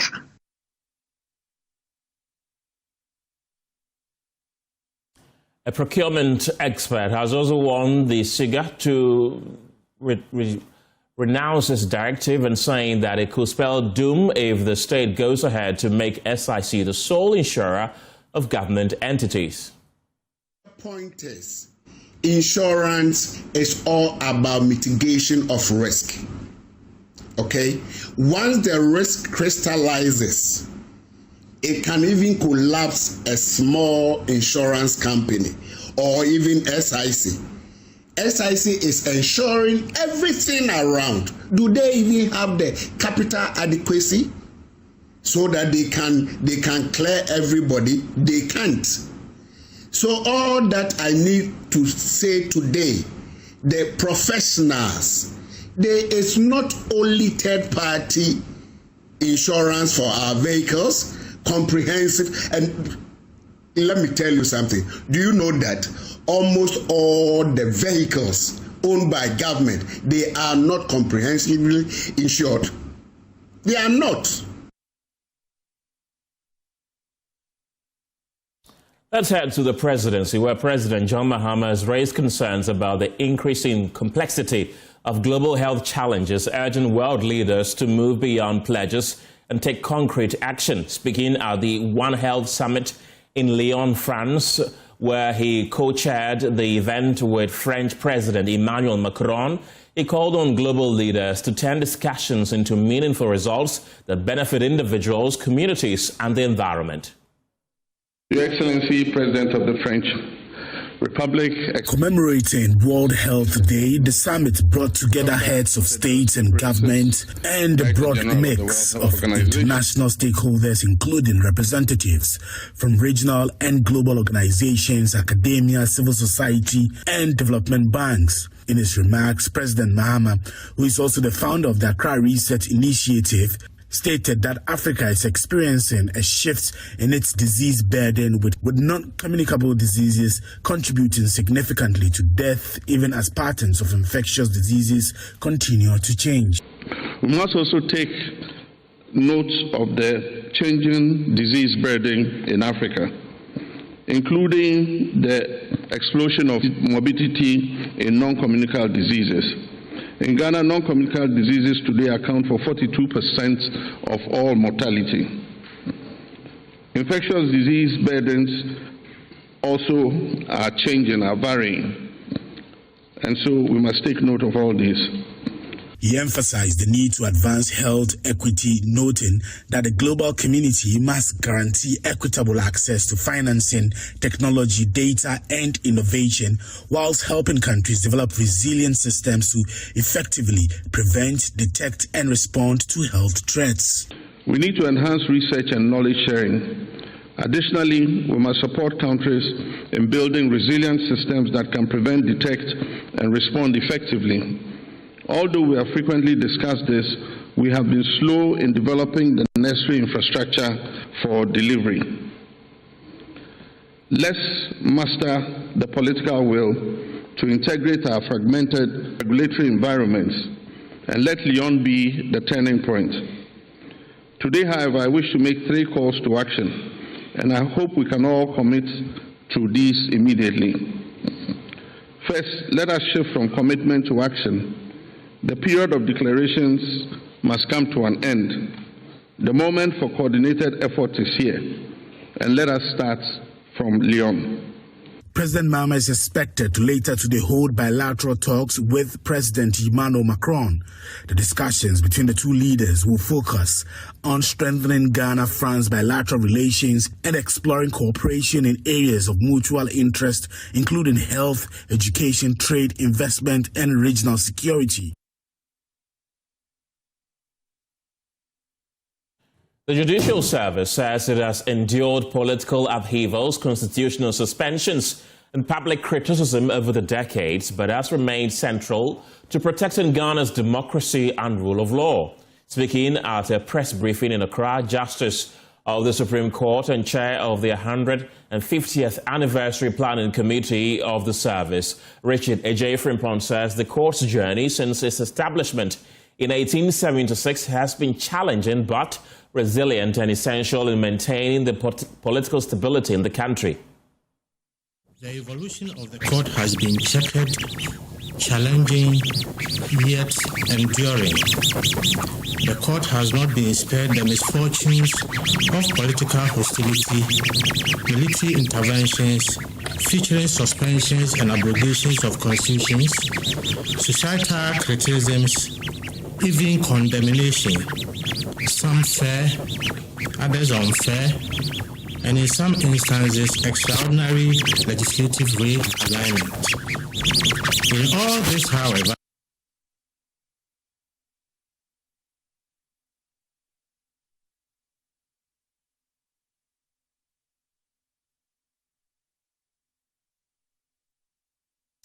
Well, Richard Ejay has also been touting the achievements of the service and rallying the support of Ghanaians to be part of what he describes as a significant national milestone in the country's democratic journey. Prisoners are permitted to vote, thereby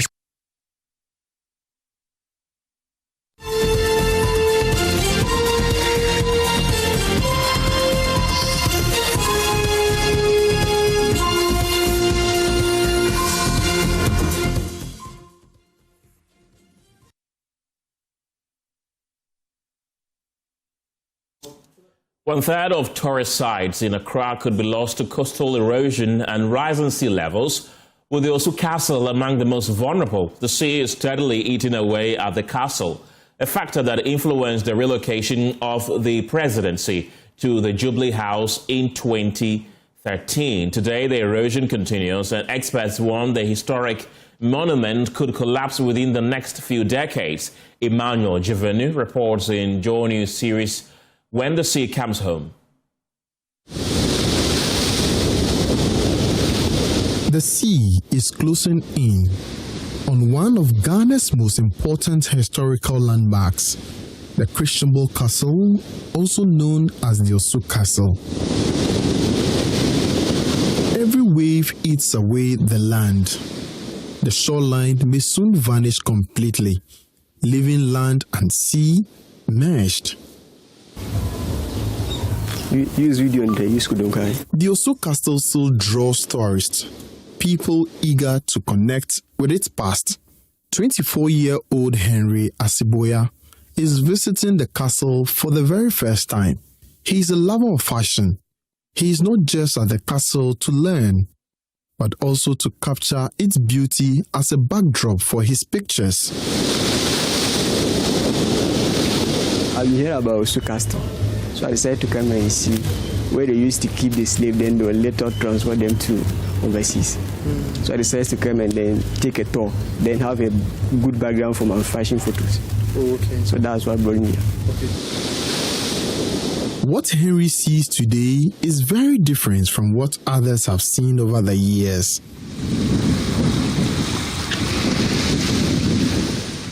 Just a few meters away from the Osu Castle, 50-year-old Moses Abeka Okai sits by the shore mending his fishing net. He has lived by the sea for decades and remembers when the shoreline was far from the castle. Castle first year to Sibian shore in nearby Nale. Tomo Biane Banshom. It more first year, Billy or Gonoton, Biane, in shore at Nale. First, second, in shore fan at Ton, Sibiane, if for it, a peteleno, ya Ocote, no Ishi, no Utekiledan. Then one young year, Shona Bukia. To Lake Te Banye Civile, Negabia me, no me, put economy, you want better on you, Lewally. At the base of the Osu Castle, the warning signs are no longer subtle. The rocks that once held firm are now exposed, some cracking, others being pulled away. The waves are no longer breaking offshore. They now strike directly against the foundation.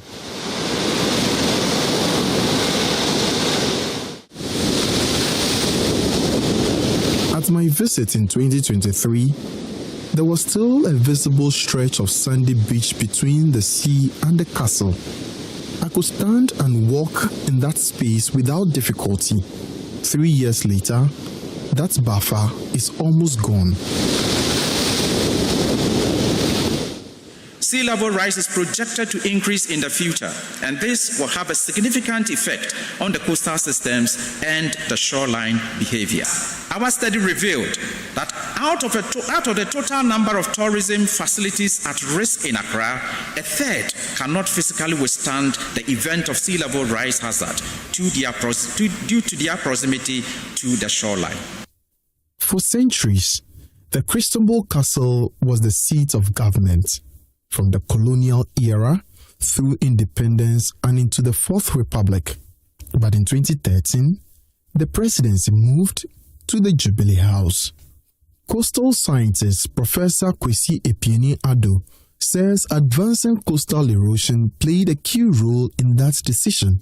Using the current sea level rise rate and projected future rates, model the impact of coastal erosion on some selected landmark coastal features along Accra's coast. I observed the Kwame Nkrumah Mausoleum, the Independence Square, and the Christian Borg Castle will experience erosion and are likely to be lost to the sea in the very near future, looking between from 50 years to 150 years. This study generated several discussions which have influenced, I believe, the relocation of the presidency to the Jubilee House. Rising sea levels combined with wave energy and human activities along the coast are accelerating the loss of land. And in many places, there is no effective coastal management plan in place. What is happening at Osu Castle is part of a much larger pattern. Across Accra's coastline, critical infrastructure and entire communities are increasingly exposed. National landmarks, economic zones, homes, all sitting on land that is slowly disappearing. Several areas along the coast, not just Christian Borg Castle, but several areas along the coast are vulnerable. And how do we ensure that there is an increased resilience so as to be able to fight or to withstand some of these challenges? And like I said, all hands needs to be on deck. We need to initiate a national discussion on these things. Every facility within the coastal area has a certain level of vulnerability. But how do we ensure that we enhance the resilience of communities, resilience of infrastructure, resilience of assets within the coastal area? So it's all encompassing. But unfortunately, because we don't have a workable management plan for the coastal area, anything is just going on. I feel so bad about it because when I was coming, I interacted with some people even outside. The environment was lovely. Yes, lovely. So I said, I'll feel bad about it. Osu Castle still stands, but the sea is creeping closer, eating away the land it once overlooked. If nothing changes, the loss may not happen suddenly, but bit by bit, until there's nothing left to protect. Emmanuel Jivenu, JoyNews, Osu.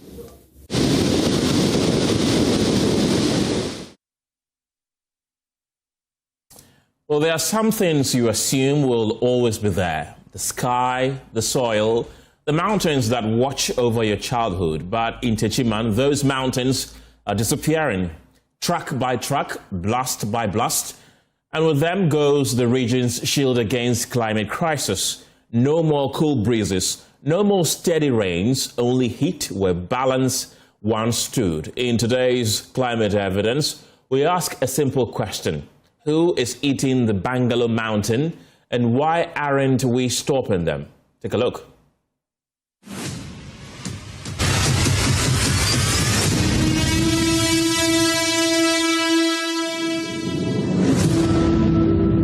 Before the excavators came, before the dust choked the rivers, there was a mountain. The people of Techiman called them the Bangalore Mountains because from a distance, they looked like the roofs of houses, green, steady, sheltering. This is the same view, same time of day, same camera. The only thing that changed is us. In less than 20 years, we have done what nature took millions of years to build. We have unbuilt it. The destruction is easy to see from the air. Growing up as a child in Techiman, it was a good experience. Visiting the Bangalore mountain. Times we go and stand on top of the mountain just so we can have a clear view of Techiman and its environs. I was saddened seeing the level of degradation around the mountain that we've known and growing up seeing. Emmanuel Lignule has the unenviable job of tracking the death. As regional head of the Environmental Protection Agency, he sees the data before the rest of us sees the scars. He says mountains act as carbon sinks. They regulate local temperatures. Hills of particular sizes can even influence the rainfall pattern. And generally, mountains can add some aesthetic beauty to the land. And also, in terms of climate change, in areas where vegetation is preserved, the vegetation can store carbon, and by so doing, help to control climate change. A mountain is not just a pile of earth. It is a living system, and when it dies, the people downstream grieve with it. Emmanuel Lignule says the solution is not just arrests, it is education. When you acquire land for development of any activity, you would need to acquire the relevant permit, which will ensure that you manage the impacts of your activity, of your undertaking. It is rare to hear a leader say we failed, but for Osahene Obri Kran Antwi Bosiakon, Boyem Sumiano Hene, he is not here to protect reputations. He is here to say that the local authorities have failed. I think that the law is not failing, but it's the chiefs who are the main architect behind the sales of some of these things. Actually, I believe that some of the chiefs will not be happy. I'm a chief myself. I know it's a stool land. It's a chief who has the right to sell the stool land. Nana Kran Antwi says, contrary to beliefs that what we are seeing is a form of development, he says this is retrospective development that needs to be stopped. Zabit, I don't call this sustainable development. I call it retrogressive development. We are retrogressing because in a society, a community that actually think about sustainability and development of the people that will serve the current generation and the future generation wouldn't go about destroying the natural, these natural resources and other kind of stuff here. The EPA says education is key. Nana Kran says accountability is what we need, and the residents we spoke with say they just want the mountain back. In fact, this is an opportunity for us all to add our voice and to plead with authorities, traditional leaders, the government, and of course, the representative of the president in this region to do well, to do everything possible and make sure we preserve these biodiversity areas that we have, because these things cannot be made again when destroyed. There is still time, not for the past we have already eaten. Those are gone forever. But for what remains, these hills cannot speak. They cannot fight. They cannot run. They rely on us. The question is, are we worthy of that trust? Or will the last stone fall and the last elder pass? Reporting for Joy News, Anas Sabit, Tichiman. This story is brought to you by JoyNews in partnership with CDKN Ghana, University of Ghana Center for Climate Change and Sustainability Studies, with funding from Claire R4I Opportunities Fund.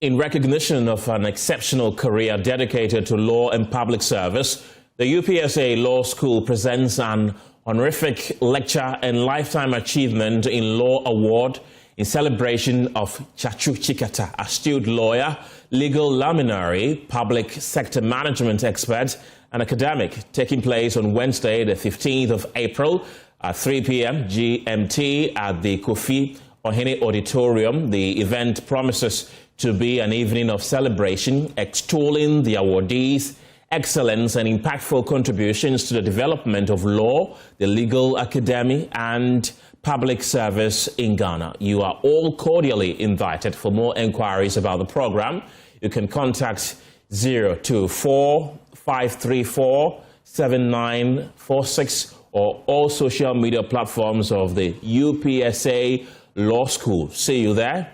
The pause returns shortly after the break. Don't go anywhere. Let's now bring you original stories, voices from your community, and we begin in the Ashanti region, where the central business district of Kumasi continues to be choked by human and vehicular traffic, impeding easy access to the trading space and other traditional infrastructure located in the area. Traditional authorities led by Nana Kwekwefriye Asantemas Sumpahine have announced a joint operation with the Ghana Police Service and a special task force to remove traders defying street regulations. The exercise is expected to begin on the 26th of April with strict sanctions, including fines for those who resist.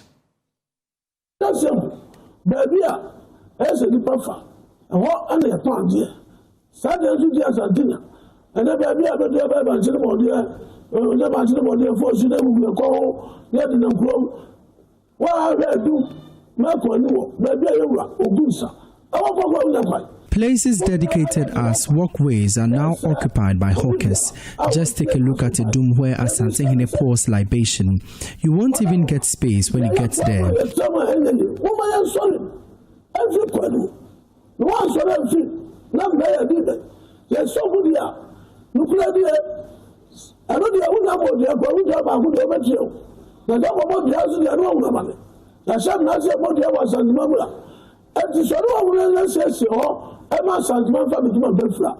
We beseech everyone to move out of the unauthorized spaces. If you don't heed to this caution and we catch you after the deadline, we will deal with you.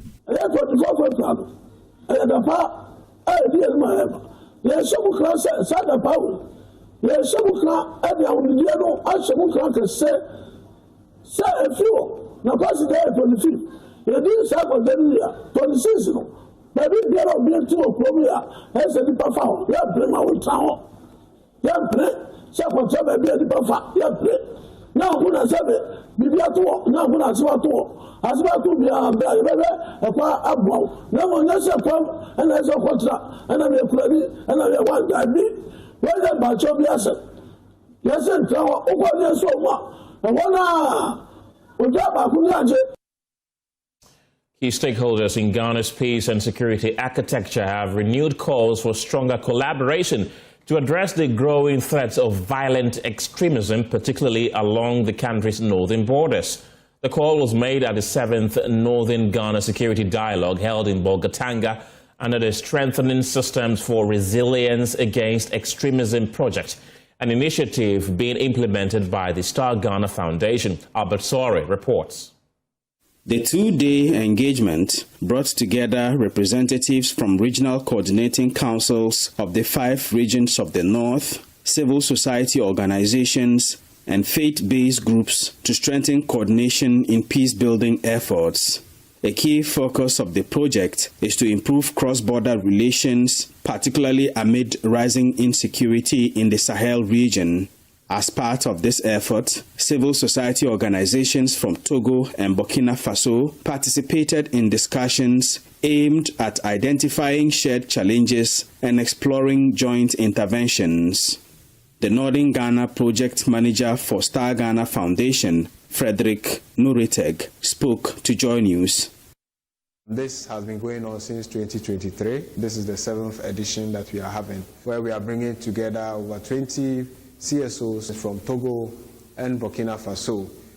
We all know what is happening within the Sahel and how close the issues of violent extremism have extended to our borders. The issue of drug abuse came up strongly in the Safe Dialogue, and what we witnessed yesterday, we noticed that a number of interventions have begun by the various regional coordinating councils with the support of civil society organizations to promote awareness on substance abuse. And this dialogue has proven very useful, bringing state actors and non-state actors together to really collaborate and manage the limited resources that we have to ensure that peace and security is really on top of the priority list of all of us. Upper East Regional Minister Donatus Akamukri expressed satisfaction with the outcomes of the dialogue, describing the discussions as timely and relevant to Ghana's security preparedness. This modern world, we cannot live in isolation. What we can do is to collaborate. And Upper East Region, we border two countries, Togo and Burkina Faso. And so we are happy that this program has come on, and it has given us a platform for us to connect. Some participants in the dialogue also shared their perspectives on the discussions, emphasizing that sustained collaboration among countries remains the most effective way to address the threat of violent extremism. We will need to see how we can, going forward, reinforce our collaborative efforts to ensure that any incidents that will be spilling over, and even those that already exist in the country that we know, maybe the happenings in Burkina Faso and some even happenings in Togo, some of them are being habited in Ghana. I have a project that's around with Star Ghana now, which actually is supporting these refugees and therefore the full base and the minority crews with the coast communities that we work with. And so this is another forum that actually kind of give me some kind of echo in terms of information that is going to strengthen the programming and therefore the implementation of that project. CSO can be gathered together to join forces in order to have a bigger impact in the community and support the government entities to handle security issues and also participate in building peace in everywhere in the country. At the end of the program, actionable recommendations were expected to be produced to guide policy and community-level interventions aimed at safeguarding peace and stability within Ghana and across its borders. Reporting for Joy News, Albert Sorry, Bolgatanga. Residents of Konkromwase, a suburb of Kumasi, have been left in shock following the discovery of an abandoned, lifeless newborn baby at the community cemetery. The infant, believed to be less than a month old, was found dead in the early hours of Saturday, wrapped in cloth and left at the cemetery. Investigations are currently ongoing to apprehend the parents of the baby. More in this report. An eyewitness who discovered the body said he initially noticed an object wrapped in cloth while walking through the cemetery. Upon a closer inspection, he realized it was a deceased newborn baby.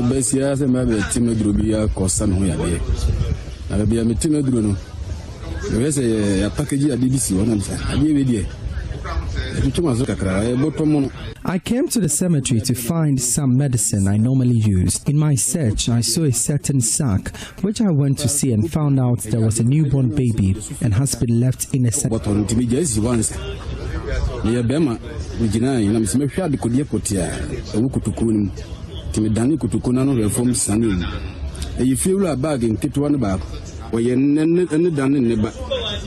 And then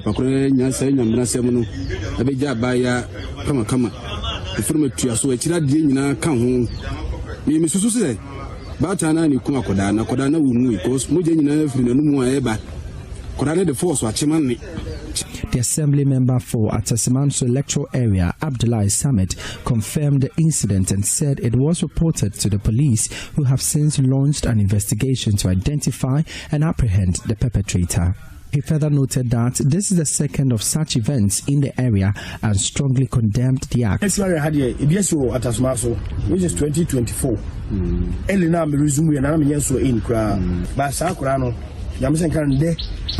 This is the second time such incidents has happened in my electoral area.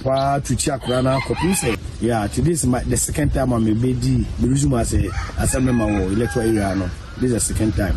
He advised young women who are unable to cater for their children to abstain from sex, stressing the need to prevent such occurrences in the community. Joseph Obins reports for Joy News. We still stay in the Ashanti region because residents of Akromaso in the Adansi-Asokwa district of that region are still relying on unsafe stream water for their daily needs, despite a mechanized borehole in their community. The facility provided by an NGO to improve access to clean water now sits idle. Residents say the problem is simple but costly. There is no electricity to power the system, and the generator that once kept it running has broken down. What makes the situation more troubling is that funds generated from the sale of water were reportedly used to buy fuel to keep the generator running, leaving little to maintain or replace it. For many in the community, it is a frustrating return to unsafe water sources with all the health risks that come with it. Nana Yaojima has more in this report. Barrels and other reservoirs in homes at Akromaso are empty with no water in them. All the reservoirs have dirt settled under them. According to residents, the dirt settled in the barrels are indications of the dirty water used for domestic chores in the community. Our source of water is not good for drinking. We are struggling because of electricity. The stream, which is the main source of drinking water for the Akromaso community, is located about 200 meters from the community. The stream at the time of my visit was clean and calm, but the community members say it gets muddied in the peak period when residents troop to the stream to fetch water. The mechanized borehole, which stands in the middle of the community, is rendered useless due to power issues. The community is yet to be connected to the national grid, and the generator set, which is the alternative, has broken down.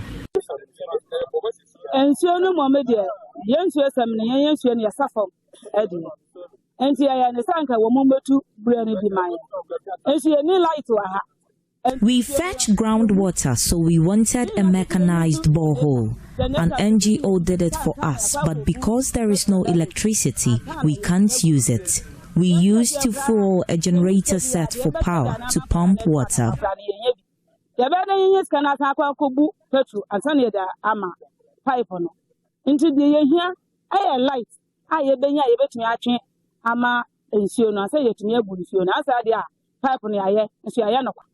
The Adanse Asokwa District Assembly has taken notice of the community's challenges.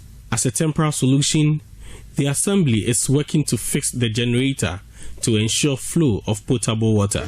District Chief Executive Albert Dakura also talks of measures to connect the community to the national grid. The MP has brought engineers, military engineers from Accra. They came to visit the communities that don't have access to electricity. They have taken their data and their survey. So within no time, they will come to start the electricity extension or the rural electrification. So we visited these communities and we've assured them that it won't take long and they will start seeing power. An abandoned school building at Boyem St. Francis Boys Senior High School has finally been completed, bringing relief after years of harsh learning conditions. But even as students move out of overcrowded makeshift classrooms, the headmaster says the school's challenges are far from over. The absence of a fence raises concerns about security, while inadequate boarding facilities continue to affect students who travel long distances daily. Anas Sabet has more. Look closely at this skeleton of concrete and steel. For years, this was the unwanted centerpiece of the Boyem St. Francis campus, a project born from a promise made during the first NDC administration. It died before it could take its first breath. Abandoned construction. For the students here, it wasn't just an eyesore, it was a constant, painful reminder that someone somewhere had forgotten about them. They studied in makeshift classrooms, their ambitions literally overshadowed by an unfinished ghost. Reverend Father Martin Odru Bilson is the headmaster here.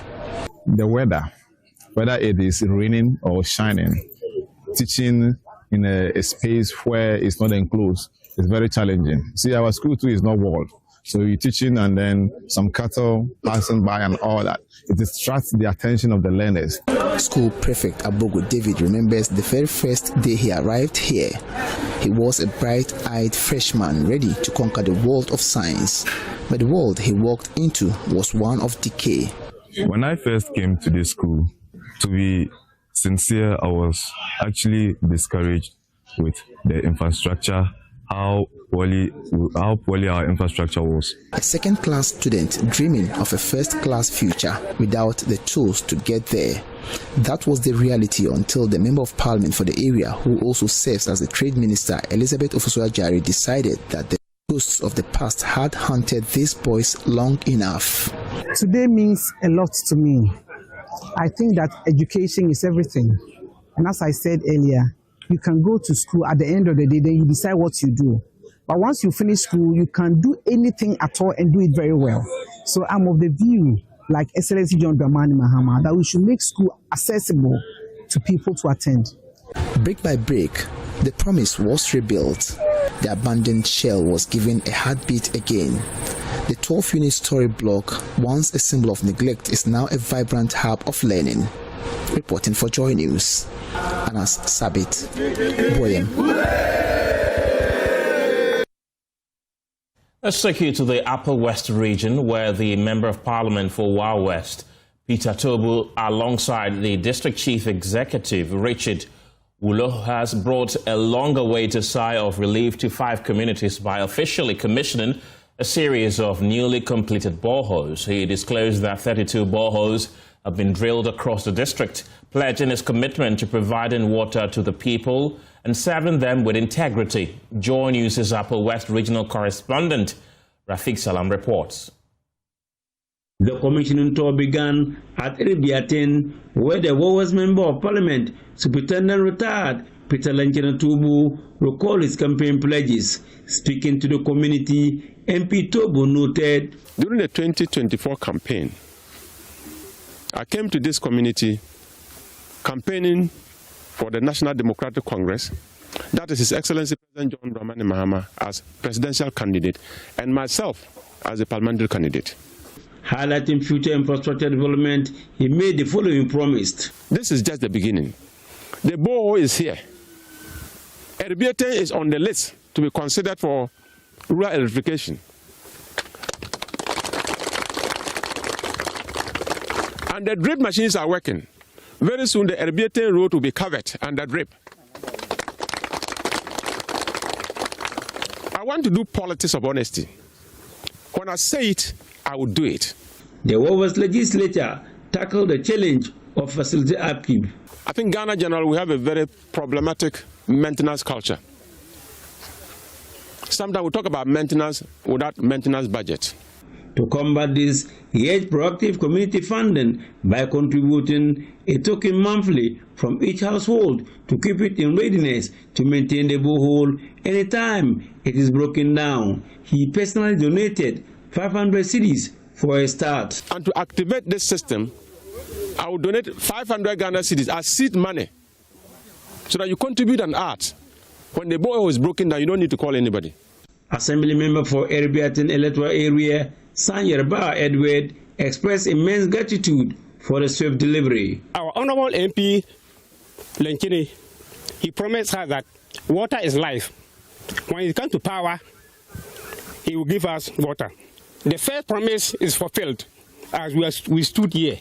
The team then moved through Gurubli, Sabalo, and Tomoiri before ending the exercise at Jopen. Wa West District Chief Executive Richard Wulo highlighted the district rapid expansion and the subsequent pressure on resources. The Wa West District is the next populated district as far as human growth is concerned. And so as human beings, population keep growing, you expect the demand for water to increase. Let me use this opportunity to thank His Excellency the President of the Republic for committing a whopping amount of 10% of the District Assembly Common Fund to the district for us to use for developmental projects. So we urge them to form borehole management committees so that they take charge of these boreholes that have been provided to be able to benefit future generation. Concluding the tour at Joe Open, MP Peter Tubu reflected on the monumental achievement. Today is one of the very important days in the lives of the people of Wa West, and I'm quite excited about it. Today we've commissioned 5 boreholes, starting from Eribiaten to Gurubli, through Sagbalo to Tomoyiri, and now we are at Jopen. It is not right in this age and time that you have a community without potable drinking water. And we are doing the best that we can. So 32 gone, and we are still counting. Reporting for JoyNews, Rafik Salam, Erbiateng.